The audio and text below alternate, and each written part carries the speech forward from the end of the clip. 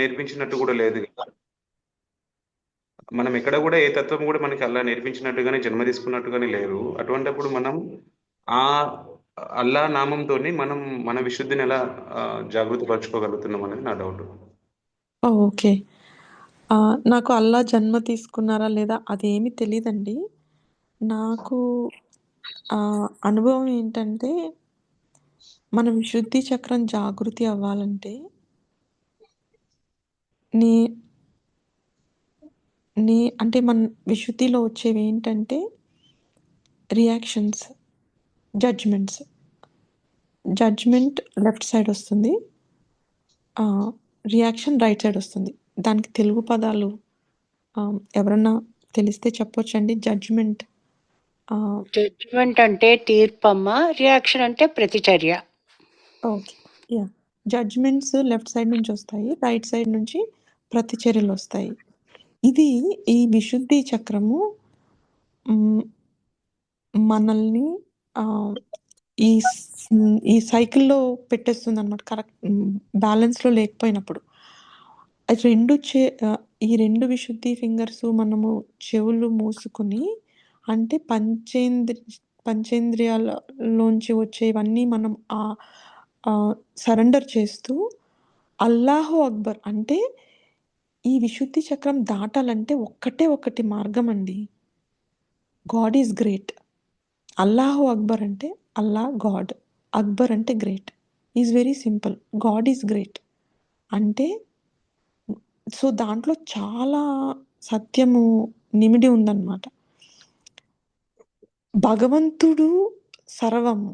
భగవంతుడే అంతా భగవంతుడే. భగవంతుడే సర్వం అన్నప్పుడు మనకి మనమెవరము తీర్పు చెప్పడానికి? అసలు తీర్పు అనే భావనే పోతుంది. మనమెవరము తీర్పు చెప్పడానికి? అంతా ఆయనే అయినప్పుడు, చేసేదంతా ఆయనే అయినప్పుడు, అంతా ఆయన ఇష్ట ప్రకారమే జరిగినప్పుడు, తీర్పు అనేది ఎందుకొస్తుంది? రాదు. సో, క్లియర్ అయిపోతుంది లెఫ్ట్ విశుద్ధి. ప్రతిచర్య, రియాక్షన్. రియాక్షన్ అంటే ఏంటి? మనకి నచ్చనిది, ఇది కరెక్ట్ కాదు. ఏద ఇదిలా ఎందుకు? ఇది కాదు కదా! ఇది అలా కదా! సూక్ష్మాతి సూక్ష్మముగా చెప్పకపోయినా, బయటకి చెప్పకపోయినా, మాటతో అనకపోయినా, లోపల చిన్న స్పందన గూడా ఎందుకొస్తుందంటే, భగవంతుడే సర్వం. ఆయన ఇచ్ఛా ద్వారానే అంతా జరుగుతుంది అనే భావన పూర్తిగా మనలో ఎస్టాబ్లిష్ కానప్పుడు అదొస్తుందనమాట. సో, ఎప్పుడైతే మనలో మన అణువణువు, కణకణము, మన ప్రతి శ్వాసలోనూ భగవంతుడే సర్వం అన్నప్పుడు మనకి ఆటోమేటిక్‌గా సాక్షి వచ్చేస్తుంది. సాక్షి ఎప్పుడొస్తుంది ఇప్పుడు చూడండి. Raw judgement left side, right side reaction. ఈ 2 లేనప్పుడు కంప్లీట్ విశుద్ధి చక్ర ఈజ్ విట్‌నెస్. సాక్షి. ఎందుకు అంటే ఆటోమేటిక్‌లీ సాక్షిలోకెళ్ళిపోతాం. ఏం చేయనవసరం లేదు. సాక్షిలోకి ఎప్పుడెళ్ళిపోతాం? ఇలా వెళ్ళిపోతాం.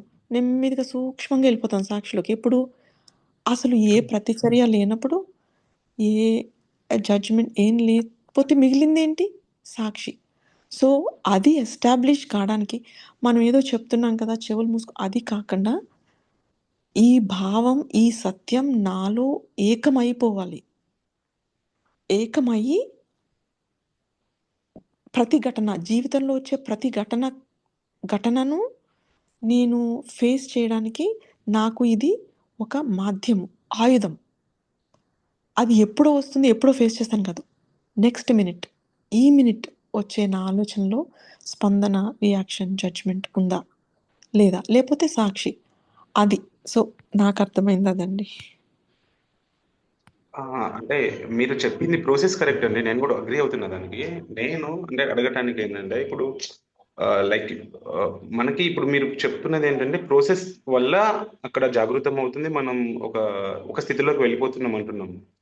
ఇప్పుడు సేమ్ ప్లేస్లో కృష్ణుని కూడా మనం పూజిస్తున్నాం. ఎందుకంటే ఆయన ఏంటి వాక్చాతుర్యం కానీ లేదంటే ఆయన చూపించిన మార్గాలు కానీ ఆ తత్వంతోని మనం ముడిపడి ఉన్నది కదా. అప్పటికి అల్లా వచ్చింది రీసెంట్గా, ఐ మీన్ రీసెంట్ అంటే ఇప్పుడని కాదు, అంటే అన్ని జన్మలు ఏంటి కారణ జన్మలు అవతారం ఎత్తిన తర్వాత కదా. సో అక్కడ తత్వం లేకుండా ఆ నామం రావడానికి కారణం ఏంటి, అదే నామంతోని మనం శుద్ధి చేసుకోవడానికి కారణం ఏంటి అనేది నాకు ఇది ఉన్నది అనమాట. అంటే మీరు చెప్తున్న ప్రాసెస్ అంతా నేను అగ్రి అవుతున్నా. దానివల్ల విశుద్ధి జాగృతం అవుతుందని ఈవెన్ మనకి ఒక ఇంతకుముందు ఎవరో క్లాస్లో కూడా ఇచ్చారు ఏంటంటే మెంటల్గా కూడా హిల్నెస్ ఉన్న వాళ్ళని కూడా మనం కొన్ని రూమ్స్లలో తల పైకెత్తి ఆ, ఆకాశం వైపు చూసుకుంటా దాన్ని ప్రార్థిస్తే అవుతుంది అంటున్నారు. ఇవన్నీ నేను కూడా అగ్రి అవుతున్నా. అల్లా అక్బర్ అన్నప్పుడు కూడా నాకు కూడా వైబ్రేషన్స్ వస్తుంది, కాదనట్లేదు. బట్ ఈ నామం ఎక్కడ మనకి కలిసింది, ఆ తత్వం ఎలా వచ్చింది, ఆ నామంతోని పూజ ఆ, ఏంటి మంత్రపఠనం కానీ లేదంటే మన విశుద్ధికి కానీ చేయటం వల్ల మనకి ఎలా వైబ్రేషన్ వస్తుంది అన్నది నాకు అర్థం కావట్లేదు అనమాట. అంతే. మీరు మాట్లాడుతుంటే చాలా వైబ్రేషన్స్ వస్తున్నాయి first. Okay. Okay. So very nice vibrations. And మనకి అది నామం అర్థం చేసుకొని some times some things are beyond us అండి. అంటే it does not mean that there is no answer.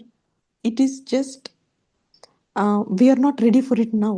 అంటే we are not at a stage way we can understand that. చాలా incarnations, for example ఇట్లా మాట్లాడుకుంటూ ఉంటే వెళ్ళిపోతుంటుంది. But just know that incarnation, ఇప్పుడు అల్లా రీసెంట్గా వచ్చారు, కృష్ణుడు ఎప్పుడు ఉన్నారు కదా. భగవంతుని దాంట్లో ఇట్ ఈస్ టైం లేదండి, కాలాతీత్. ఏ తత్వం ఎప్పుడు తత్వం ఒకటే. అంటే మూలం, తత్వానికి మూలం ఒకటే కదండి. Like origin is the same.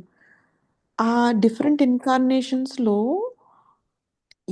ఆ తత్వం యొక్క, ఇప్పుడు ఒక డైమండ్ ఉంటే దానికి డిఫరెంట్ యాంగిల్స్ ఉంటాయి కదండి. డిఫరెంట్ మల్టిపుల్ డిమెన్షన్స్లో షైన్ అవుతుంటుంది ఒక డైమండ్. డిఫరెంట్ రేస్ వస్తాయి. సో ఈ భగవత్ శక్తి కూడా different rays from the same thing. కాదంటే మనకి ఆ డైమండ్లో లైట్ అంతా ఒకటేలా కనిపిస్తుంది, కానీ ఈ భగవత్ శక్తి ద్వారా వచ్చే each light is a different తత్వం. అది ఎప్పుడు ఎలా మేనిఫెస్ట్ అవుతుందంటే it is everything under divine control. There is no, మన హ్యూమన్ మైండ్తో we cannot explain that. Okay అండి. ఐ మీన్ మనం మంత్రం తీసుకుంటే అంటే ఓకే మీరు చెప్పింది అగ్రి అవుతున్నా. ఇది కూడా ఆల్మోస్ట్ వచ్చింది కానీ క్లియర్కి. అంటే అమ్మవారు కూడా సాక్షాత్ అమ్మవారే చెప్పారు కదా అల్లా మంత్రం తీసుకోమని. అంటే నేను అక్కడ ఏమన్నా ఇంకా బిహైండ్ ఏమన్నా ఉంటుందేమో అని నేను తెలుసుకుందాం అనుకుంటున్నట్లా నా ఆతృత అదే అనమాట. మనం అనుకుంటే మిగతా ముస్లిమ్స్ అందరూ కొలిచినట్టు మనం కొలిస్తే నేనేదో అనుకుంటుండే. బట్ సాక్షాత్ ఇప్పుడు ఎవరికైతే మనము ఇంతవరకు దేవుళ్ళని కొలవటం తప్ప మనం ఎక్కడ ఫీల్ అయింది లేదు. సో అమ్మవారి ఆ మార్గదర్శనం ఈవెనం.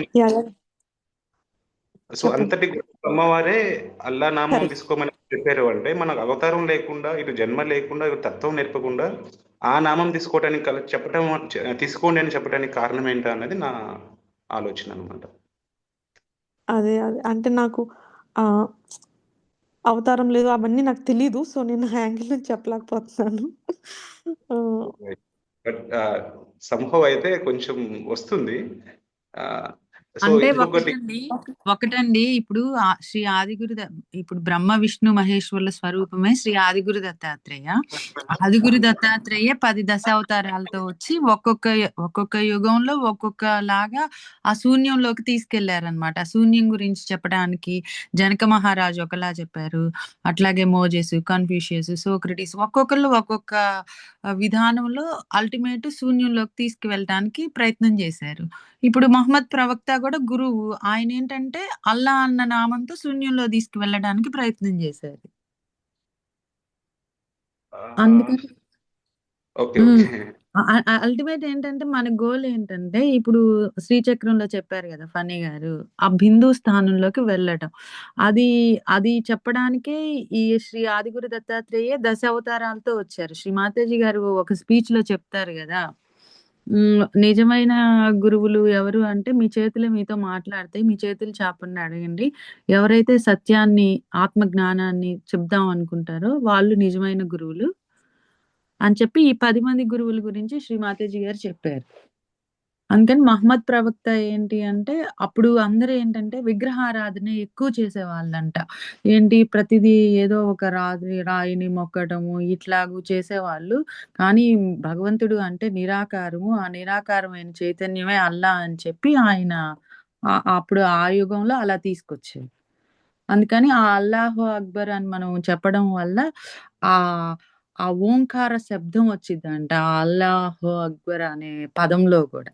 ఆ శబ్దానికి మన విశుద్ధి మొత్తం గూడా క్లియర్ అవుతదని ఒకసారి నేను విన్నట్టున్నా. ఓకే అండి. హ్మ్. పొడిగించలేదంటే ఇంకో